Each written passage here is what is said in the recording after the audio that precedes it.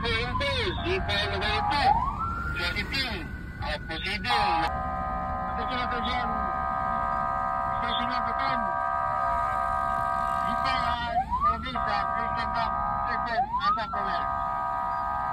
to 5 minutes, responded call from the concerned citizen to Police Station 2 Cagayan de Oro.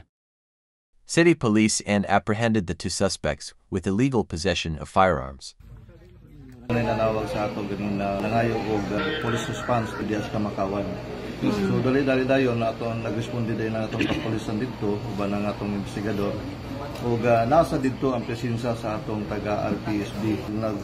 Malampusong ta nga nakumpiska nato itong mga armas na matulpa na itong mga lalaki nga nagkahatag og kagubot dito sa maong lugar. Doon na sila mga tagsa-tagsa ka mga version. Ang kanin po nga itong mga suspect nato, ila pong giklaim nga ila atong lugar.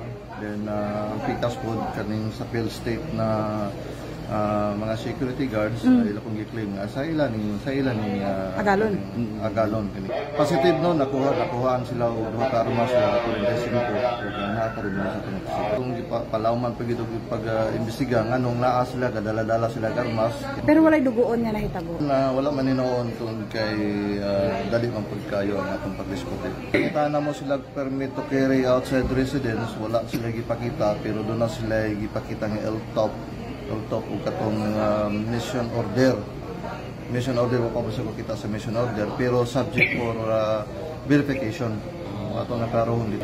Tanaw na to na sa asa nagikan ng gingon nila nga mission order kung say kinsay issue ana nila.